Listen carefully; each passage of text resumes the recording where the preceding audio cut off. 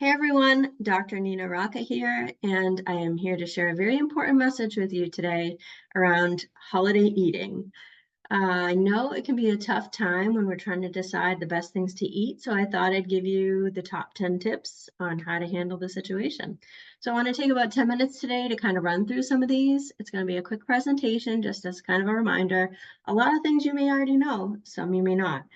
But feel free to leave me any comments or questions if you want me to review the information anymore with you. And of course, if you have any questions overall, we can always set up a call. I want to start off with the top 10 things. The holidays should be inviting, right? They shouldn't be scary. They want to be magical, not too stressful. We tend to overdo them and sometimes get a little too stressed out.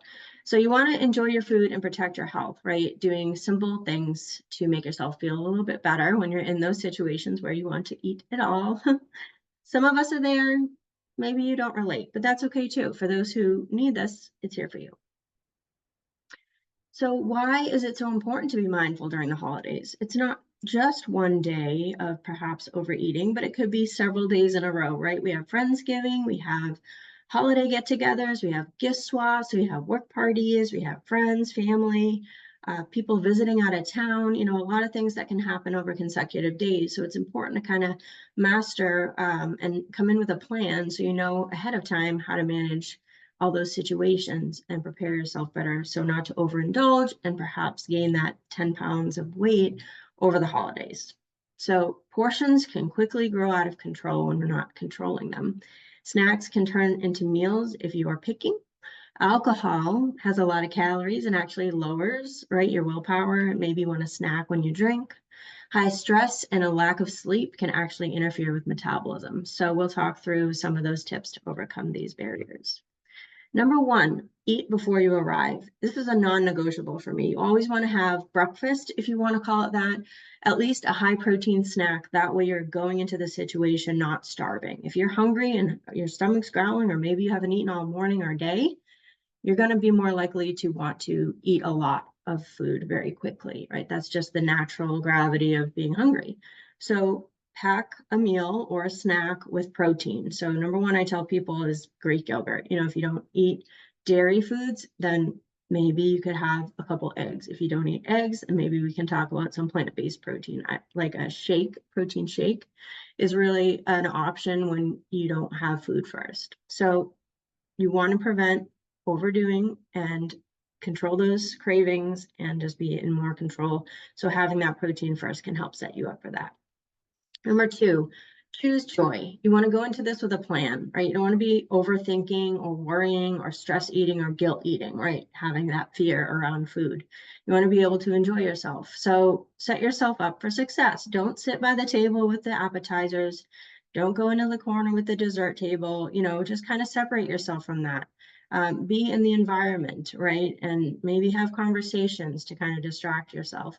Have small portions of things you really want. Don't deprive yourself because you might be thinking about it later. So prioritize what you truly love and have that quality over quantity. You don't have to eat everything, which we'll get into. Third, make your plate wisely. Not everything deserves space on your plate. I love this. So you don't have to take up space if you really don't want that food item. Just say no. Enjoy your treats with intention, right? This is a special holiday and you want to enjoy what's out there. So choose your items that fit on your plate.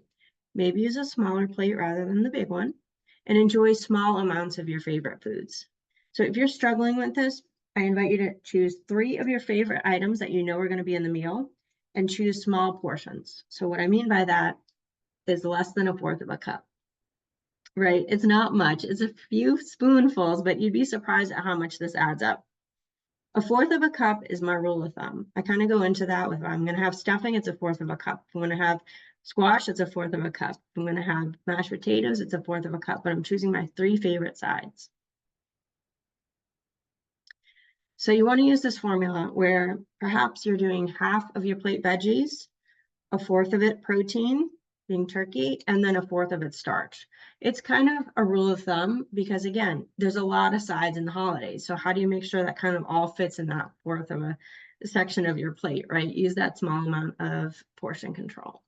Want it to be balanced, beautiful, satisfying, colorful, if you can. So we want to have portion control, but we're not counting calories, right? We're just being mindful of how much food is on my plate. First of all, if you make a fist with your hand, that's the general size of a stomach, right? So that fits right here underneath like your rib cage area. That's it. So you can think when that fills up, that's when we feel full and overwhelmed, right? So we want to keep the amounts minimal. I love looking at portion control and the size of your hand. Why? Because your hand goes with you everywhere. So you can think a piece of protein like chicken or turkey in this case, it could be about this big. If you're having fish, it could be a little bit bigger because fish is a little thinner. If you're doing the fistful of food method where we don't want to overdo our plate, you want to have small amounts of carbohydrates and maybe a little more veggies. But again, sticking to that 1/4 of a cup rule can help you here. And just remember that fat adds up, right? As good as it is, adding those little bits of butter and dressings and sauces can add up over time and kind of throw you over that threshold of feeling full. A thumbful of fat can really add up quickly. So if you keep these things in mind when you're pouring dressings, like how much does that really add up to? And I really love the plate method, right? That's great. But when we're out traveling, we want to think about the hand method, right? So how does everything fit into my hand compared to my plate? So I could take a whole hour to dive into this. This is one of my favorite images. It's very straightforward. It just shows you how fast a portion of food can add up. The drink strategy. Okay, so this is a big one. If you drink alcohol, it's very important to try to prioritize when you're drinking, how much you're drinking, how fast you're drinking. So a lot of times you can pick your drink of choice, drink it slowly, maybe have some water to alternate with. Now, if you don't drink alcohol, that's great too, but you don't want to overdo your sugary beverages, right? You don't want to overdo the soda, the juices, and things that could give you a lot of sugar in your belly when you're trying to digest other foods. So having some water with your meals can kind of fill your belly a little bit, reduce cravings, and also there's no calories in it. Always aim for that lower amount of sugar when you can. This is a great little visual to show us how much alcohol adds up. And if you're not a drinker, that's okay. Some people do choose to drink around the holidays, so I want to be able to just educate you on the amount you should be mindful of, right? You don't have to completely omit it if you don't want to, but just be mindful of how it adds up, okay? So just to give you a visual, this little cup here is 2 ounces, okay? So 2 ounces is roughly a 1/4 of a cup, okay? So if we look at the ounces, about 1.5, I don't know if you can see it, but it's about right here. So here and below is called a shot of alcohol. It's 1.5 ounces, okay?